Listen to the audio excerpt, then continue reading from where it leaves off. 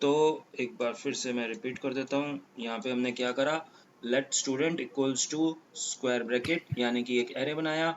यहाँ से यहाँ तक का हमारा एक ऑब्जेक्ट था, कॉमा करके हमने दूसरा ऑब्जेक्ट बनाया। अब हम यहाँ पे जब प्रिंट कर रहे हैं तो दोनों ऑब्जेक्ट की वैल्यू को वो क्या कर रहा है, डिस्प्ले कर रहा है। दोनों ऑब्जेक्ट की वैल्यू को यहाँ पे डिस्प्ले कर रहा है 2 और यहाँ पे स्क्वायर ब्रैकेट में 1 और 2। लेकिन हमें अब क्या करना है, दोनों ऑब्जेक्ट की वैल्यू नहीं प्रिंट करवानी, सिर्फ फर्स्ट ऑब्जेक्ट की वैल्यू प्रिंट करवानी है। तो क्या करेंगे बताओ। तो अगर हमें फर्स्ट ऑब्जेक्ट प्रिंट करवाना है तो ये क्योंकि एरे है तो स्क्वायर ब्रैकेट में लिख देंगे अगर हम 0, तो ये केवल फर्स्ट वैल्यू को ही रिटर्न करेगा। तो यहाँ पे जब रीलोड करते हैं तो यहाँ पे केवल फर्स्ट रिकॉर्ड ही पूरा का पूरा आ गया। और फर्स्ट रिकॉर्ड का भी मेरे को केवल नाम ही प्रिंट करना है दोनों, क्योंकि ये तो पूरा ऑब्जेक्ट प्रिंट हो रहा है। तो क्या करेंगे, सर स्टूडेंट के आगे डॉट नाम नेम लिख देंगे ना। हाँ, स्टूडेंट के बाद स्क्वायर ब्रैकेट के अंदर इंडेक्स नंबर, फिर अच्छा डॉट लिख देंगे। और यहाँ पे दिखा भी रहा है कि आपको क्या देखना है। तो हमें नेम देखना है, तो हमने यहाँ पे क्लिक किया, रीलोड करा और यहाँ पे स्टूडेंट 1 लिखा आ गया, यानी कि उसका नाम। स्टूडेंट तो यही था तुम्हारा तो यही था तुम्हारा प्रोग्राम। अब हम कर क्या रहे थे, हम क्या कर रहे हैं कि जो वैल्यूज ऑब्जेक्ट में है, display object values in HTML tag. किसी भी HTML टैग में आपको ऑब्जेक्ट की वैल्यू को स्टोर करना है। अब ये जो ऑब्जेक्ट हमने बनाया, ये कहाँ से मिलेगी हमें वैल्यू, ये हमें मिलेगी डेटाबेस से। तो अगर आपने मतलब डेटाबेस से कनेक्टिविटी कर रखी है, डेटाबेस से आपने सपोज डेटा को रीड कर लिया, अब उसको स्टोर करवा दिया ऑब्जेक्ट में। ऑब्जेक्ट में हमें डेटा मिल जाएगा, वो बैकएंड का काम है। लेकिन ऑब्जेक्ट के बाद क्या करेंगे, HTML में डिस्प्ले करवाएंगे। तो वो कैसे कराएंगे डेटा को डिस्प्ले HTML में, वो हम देखते हैं अब इस आज के उसमें हम वही देखेंगे। तो सबसे पहले मैंने एक HTML बनाया। तो डेटा को डिस्प्ले करवाने के लिए बेस्ट है कि हम टेबुलर फॉर्मेट यानी कि टेबल बना लेते हैं। तो टेबल टैग के अंदर क्या होगी, रो और कॉलम्स होंगी, यस सर। है ना। तो दो मैंने दो यहाँ पे, लेंगे सर अभी। हाँ यहाँ पे मैंने रो दे दो दी और यहाँ पे हमने हेडिंग दे दी। TH के अंदर क्या ये क्या था वहाँ पे, एक तो था, स्टूडेंट था और परसेंटेज। हाँ नेम था ओ और सॉरी नेम था और परसेंटेज। परसेंटेज। ठीक है जी। तो यहाँ पे हमने लिख दिया है, लेकिन जो रिकॉर्ड्स हैं उसको हम JS से ही लिखेंगे। तो ये JS का प्रोग्राम मैंने कर दिया पेस्ट, जो हमने बनाया था। तो यहाँ पे लिखा हुआ है हमने स्क्रिप्ट, ये हमारा ऑब्जेक्ट। अब हम console डॉट लॉग की बजाय टेबल में प्रिंट करवा देंगे। तो टेबल प्रिंट करवाने के लिए यहाँ पे टेबल की आईडी होनी चाहिए, आईडी इक्वल्स टू टेबल ही दे दिया मैंने। और टेबल में डिस्प्ले करवाने के लिए, क्योंकि ये तो हैं मल्टीपल रिकॉर्ड्स, दो तो हमने सोचे हैं कि यहीं पे डालें, लेकिन ज़्यादा भी हो सकते हैं वो। तो उसके लिए हम क्या करेंगे, लूप चलाएंगे। तो लूप कौन सा पढ़ा था हमने ऑब्जेक्ट के साथ, बताओ।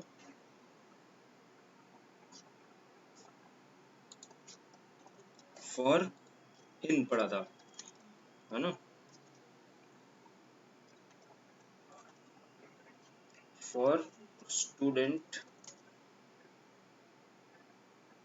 इन एस, ऐसे था।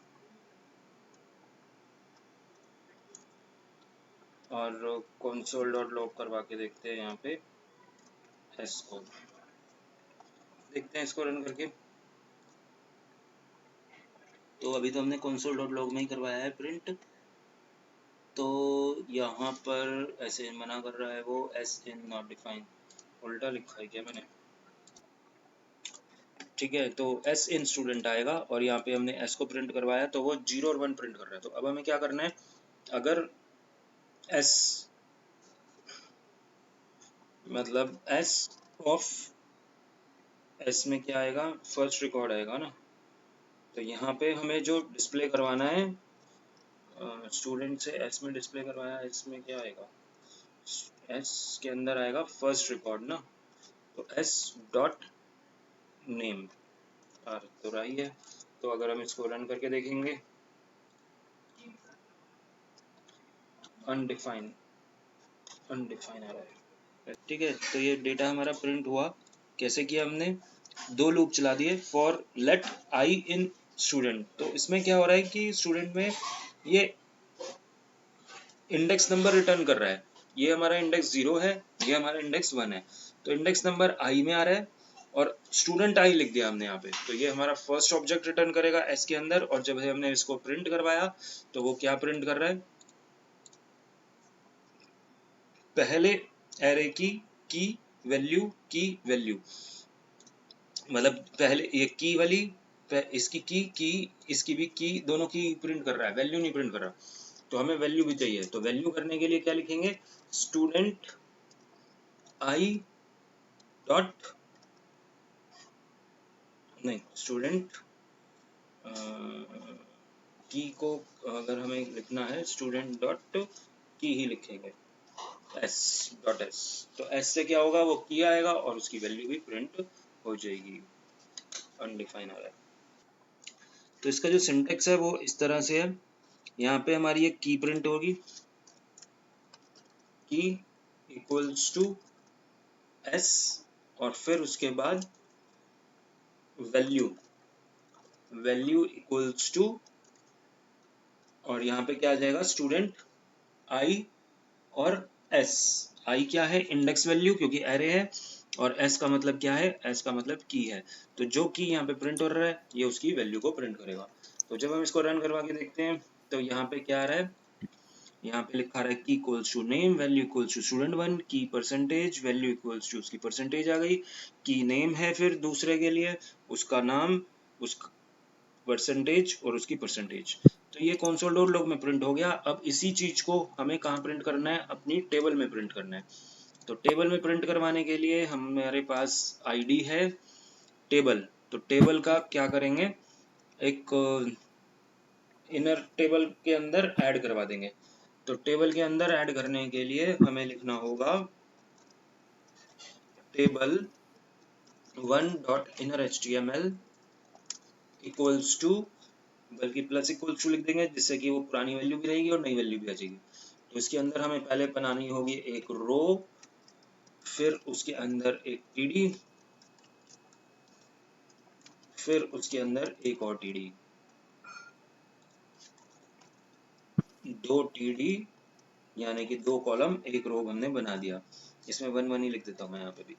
तो 1 1 लिखा मैंने, तो वहाँ पे वो टेबल 1 इज नॉट डिफाइंड, ये कह रहा है कि टेबल 1 नहीं है डिफाइंड। टेबल है सर, खाली टेबल है। ओके, टेबल का नाम टेबल है, तो मैंने टेबल लिख दिया, और यहाँ पे देख रहे हैं हम तो 1 1 आ चुका है।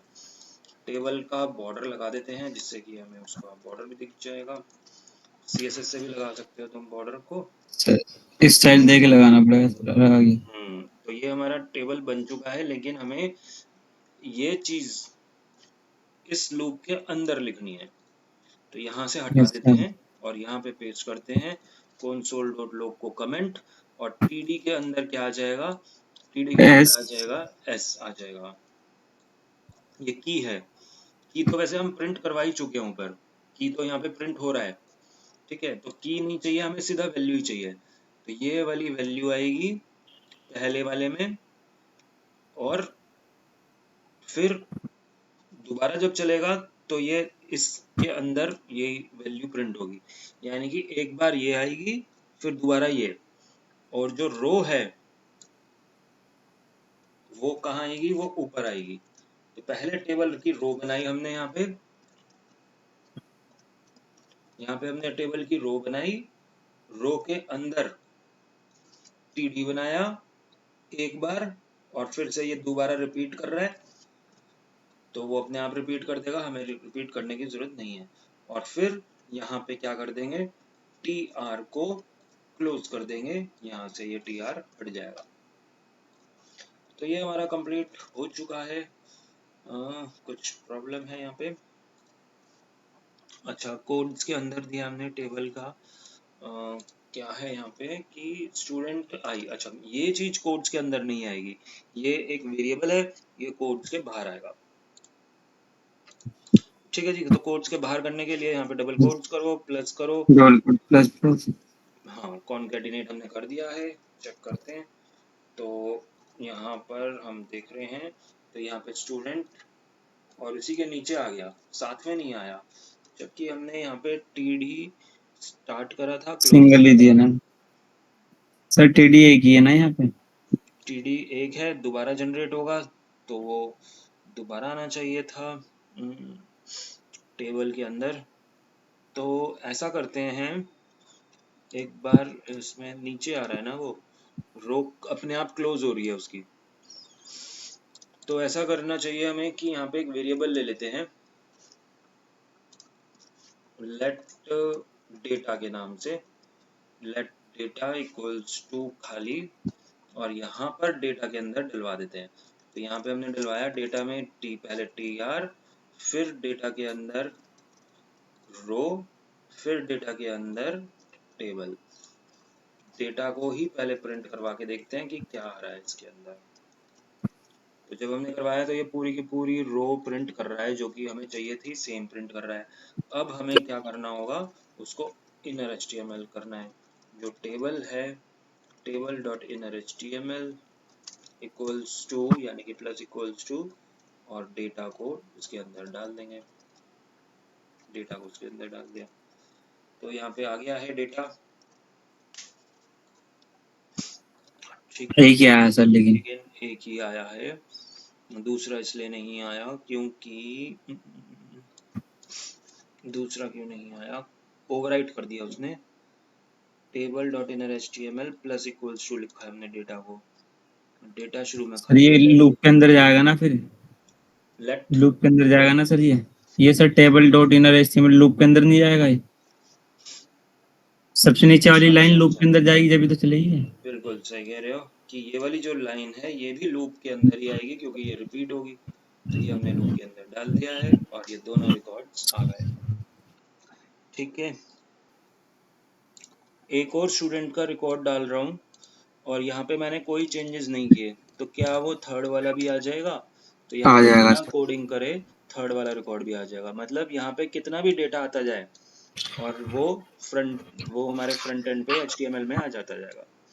अच्छा, अब हम एक क्वेश्चन और करते हैं कि जैसे बैकएंड से तो हमारा सारा डेटा इसके अंदर आ गया, अब हमें क्या करना है, फिल्टर करना है। फिल्टर का मतलब है हमें केवल वही रिकॉर्ड्स दिखाने हैं जिनके परसेंटेज 50 से ज्यादा है, कम वाले ना आए। तो उसके लिए क्या करेंगे, कंडीशन लगाएंगे। चलो करके देखते हैं। तो यहाँ पे हमने लगाया इफ, और हमारा जो कंडीशन लगेगी वो इस पे लगेगी, इफ स्टूडेंट आई हमें यहाँ से मिल रहा है, और एस की जगह हमें क्या चेक करना है, परसेंटेज चेक करनी है। तो यहाँ पे परसेंटेज। हमने सीधा ही लिख दिया परसेंटेज, अगर ग्रेटर है 50 से, ग्रेट। तो ये वाला एक्शन परफॉर्म हो। तो इफ के अंदर हमने ये कंडीशन डाल दी है, और अब देखते हैं वो उसको कैसे रन करता है। तो यहाँ पर वो मना कर रहा है, percentage is not defined. Percentage को हमें देना होगा कोड्स के अंदर, क्योंकि वेरिएबल है ये। तो अब केवल वही अच्छा। रिकॉर्ड्स आ रहे हैं जो हमारी कंडीशन पे मैच कर रहे हैं। ठीक है, अब हमें यस लगाना है सर। फिल्टर। फिल्टर लगाना है, फिल्टर का मतलब हो गया कि ये तो हमने बैकएंड से ही दे दिया कि 50 से ज्यादा आना चाहिए। अगर हम चाहते हैं कि यूजर इनपुट करे, यूजर के लिए मैं ऐसा करता हूँ, एक टेक्स्ट बॉक्स बना देता हूँ। यहाँ पे मैंने टेक्स्ट बॉक्स लिख दिया परसेंटेज, परसेंटेज। ये सर हम परसेंटेज और ये यूजर से भी तो पुट करा सकते हैं, हाँ, तो बाहर वही से कर अभी रहे हैं अब। इनपुट। इनपुट टाइप टेक्स्ट लिया मैंने यहाँ पे, और यहाँ पे जो मैं टेक्स्ट बॉक्स में वैल्यू लिखूंगा उससे ज्यादा परसेंटेज दिखाएगा। परसेंटेज ग्रेटर देन लिख देता हूँ यहाँ पे, शॉर्ट में लिख देते हैं, परसेंटेज साइन लगा दिया मैंने ग्रेटर देन का, यानी कि जो वैल्यू हम यहाँ पे इनपुट कर रहे हैं उससे बड़ी परसेंटेज आएगी। तो इसकी वैल्यू को फैच करेंगे और कहाँ डाल देंगे, इसकी जगह डाल देंगे। ठीक है, तो उसको फैच करने के लिए यहाँ पे हमें चाहिए इसकी आईडी, टेक्स्ट 1, और यहाँ पे हमें लिखना होगा टेक्स्ट। टेक्स्ट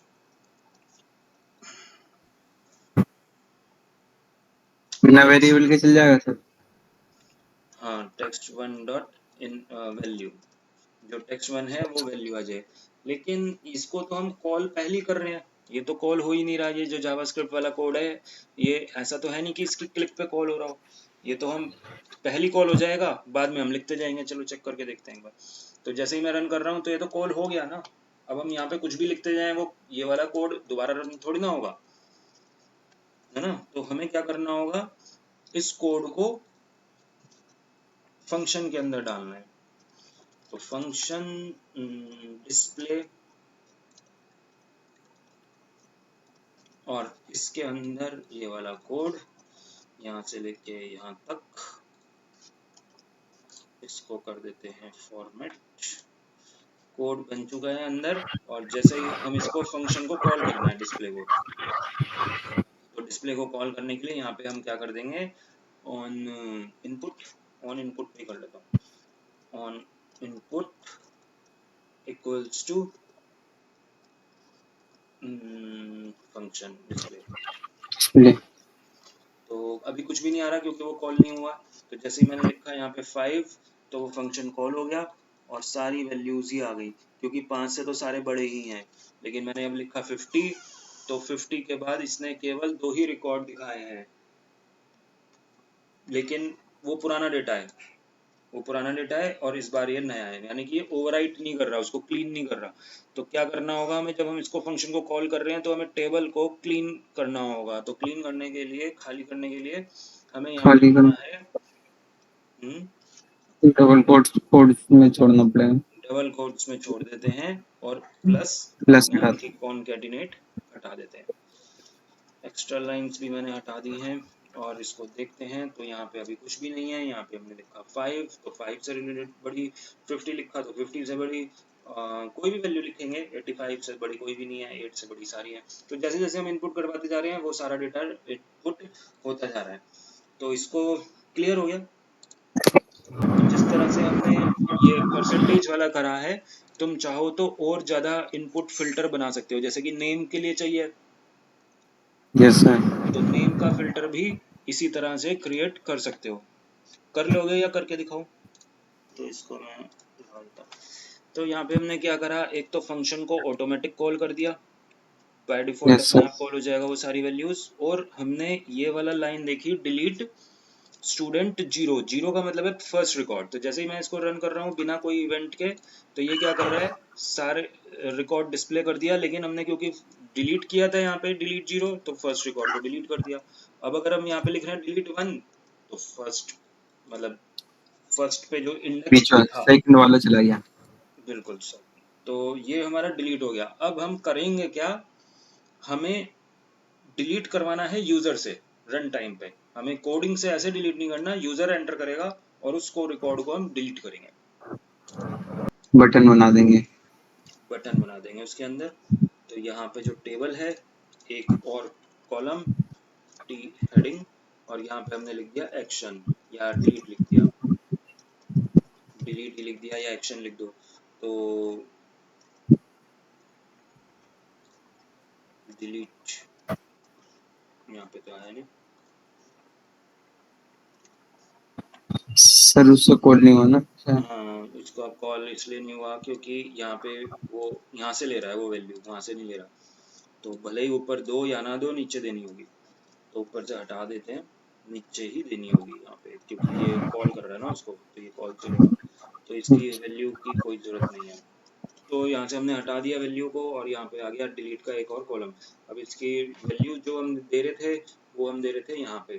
तो जो टीडी हम बना रहे हैं यहाँ पे लास्ट में, एक यहाँ पर जब लूप खत्म हो जाएगा एक बार टीडी बना देंगे, या यहाँ पे भी बना सकते हो। टीडी एक और बना दिया सब में, और यहाँ पे मैंने लिख दिया डेल, यानी कि डिलीट के लिए आइकन लिखो या कुछ भी एक वैल्यू लिख दो।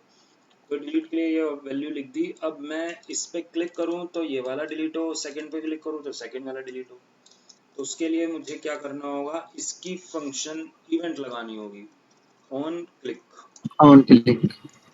On click equals to function को कॉल करते हैं सिंगल कोट्स के through, delete, delete function call किया। तो डिलीट फंक्शन बना लेते हैं यहाँ पे।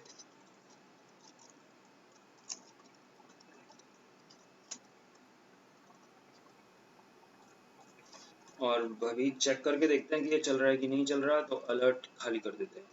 खाली अलर्ट दे दिया मैंने। यहाँ पे एरर दे रहा है क्या? सर एरर इसलिए दे रहा ना, ऊपर शायद वो लगाना पड़ेगा, क्या कहते हैं इसे, ये आड़ा से होता है इसे, मेरे हमने ये बनाना उनकी। ये कह रहा है कि भाई ये जो डिलीट वर्ड है ये रिजर्व वर्ड है। ऊपर लिखा था ना हमने डिलीट, तो ये कीवर्ड है, ये हम फंक्शन के नाम के लिए यूज नहीं कर सकते। तो मैं यहाँ पे डिलीट रिकॉर्ड लिख देता हूँ। चेक करके देखते हैं डिलीट फंक्शन हमारा चल रहा है या नहीं चल रहा। तो यहाँ पे हमने किया डिलीट पे क्लिक, तो ये कॉल हो गया। किसी पे भी क्लिक कर रहे हैं तो वो कॉल हो रहा है। लेकिन मुझे क्या करना है कि ये पता लगाना है कि किस डिलीट पे क्लिक किया है हमने, 1 पे, 2 पे या 3 पे। तो जैसे ही हम इस पे क्लिक करें तो यहाँ पे हमें उसका इंडेक्स नंबर भी जनरेट करवाना है, प्रिंट करवाना है। तो इंडेक्स नंबर के लिए क्या करेंगे, यहाँ पे हम पास कर देंगे आई में इंडेक्स नंबर है। तो आई को पास करके देखते हैं, आई को कैसे करेंगे पास। तो यहाँ पे हमने आई लिया और यहाँ पे आई को कर दिया डिस्प्ले। तो ये क्या प्रिंट कर रहा है, आई प्रिंट कर रहा है आई इज नॉट डिफाइन। ये कह रहा है कि आई डिफाइन नहीं है। यहाँ पे आई उसको मिल नहीं रहा है, क्यों? क्योंकि आई यहीं पे डिफाइन है और यहाँ तो लूप के अंदर है वो। लूप के अंदर है। तो मुझे लगता है कि इस आई को हमें कोड्स के बाहर करना होगा, तभी वो एक इसको वेरिएबल लेगा। तो कोड्स के बाहर करने के लिए पहले ये सिंगल, फिर डबल, प्लस, फिर प्लस, अच्छा, प्लस, डबल, सिंगल। तो ये लिख तो दिया है हमने। चेक करके देखते हैं, इस पे क्लिक कर रहे हैं तो यहाँ पे भी अनएक्सपेक्टेड आ रहा है। अभी भी नहीं चल रहा, ये ऐसे नहीं चल रहा। इस तरह से हमने उसको डिस्प्ले करा, यहाँ पे स्लैश लगा दिया और ये कोड्स। तो जैसे ही हम यहाँ पे रख कर रहे हैं, जिस पे क्लिक कर रहे हैं तो वो उसकी आईडी दे रहा है। अब हमें डिलीट करना है, तो जिस पे हमने क्लिक करा है हमें पता है कि उसका इंडेक्स क्या है। तो डिलीट का कोड हमने कहाँ लिखा था, ये लिखा था। इसी कोड को इस फंक्शन के अंदर लिख देंगे यहाँ पे। और आई में क्योंकि इंडेक्स नंबर है तो वो वहाँ पे लिख देंगे आई। वो डिलीट हो चुका होगा।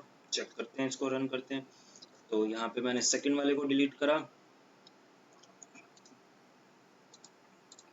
सेकंड वाले को डिलीट करा, डिलीट स्टूडेंट आई। लेकिन ये जो स्टूडेंट है ये ग्लोबल है या लोकल है? तो ये लोकल है ना स्टूडेंट। तो स्टूडेंट तो कहाँ है, स्टूडेंट यहाँ पे है, यस सर, ग्लोबल है भाई। स्टूडेंट तो ग्लोबल ही है ऑब्जेक्ट। ग्लोबल ये। एक्सेस हो भी रहा है कि नहीं हो रहा। स्टूडेंट डिलीट आई, हमने स्टूडेंट डिलीट कर दिया। लेकिन फिर क्या हो रहा है, डिलीट पे क्लिक कर एरर रहे भी हैं, नहीं दे रहा। एरर भी तो नहीं दे रहा, लेकिन रीलोड पे डिलीट नहीं हो रहा। क्योंकि ये दोबारा से रीलोड हो रहा होगा ना, कॉल हो रहा होगा। ये दोबारा से कॉल हो रहा है तो फिर वो हट जाएगा। तो ऐसा करते हैं कि इसको डिस्प्ले करवाते हैं फंक्शन को। जब हमने डिलीट कर दिया तो डिस्प्ले वाले फंक्शन को दोबारा कॉल करेंगे, जिससे कि वो उसको क्या करेगा, डिस्प्ले करेगा। तो इस पर क्लिक करा तो वो कॉल हुआ और डिलीट हो गया। ठीक है जी, 3 को डिलीट किया तो डिलीट, सारे डिलीट हो गए। ठीक, क्लियर हुआ। यस सर, कर कोशिश तो करेंगे। इनपुट करवाना है इसी प्रोग्राम में तुम्हें यूजर से। क्या क्या? सिर्फ दो ही चीजें इनपुट करवानी है, नेम और परसेंटेज। Yes sir. यूजर ने दोनों इनपुट करा तो वो इस टेबल में ऐड हो जाएगी। तो जिस तरह से हमने डिलीट करा है, तुम्हें ऐड का भी प्रोग्राम करना है। ठीक है जी। तो यहाँ पे हमने क्या करा, एक नया ऑब्जेक्ट बनाया और उसको क्या कर दिया, पुश कर दिया। तो इससे क्या होगा, एक नया रिकॉर्ड ऐड हो गया। लेकिन ये जो नया रिकॉर्ड है डिलीट भी हो रहा है। लेकिन ये जो नया रिकॉर्ड है ये मैंने डायरेक्ट वैल्यू लिख दी। अब तुम इसको यूजर से इनपुट करवा लेना। इस रिकॉर्ड को, ऑब्जेक्ट की वैल्यू को यूजर से इनपुट करवाओ और फिर पुश कर दो।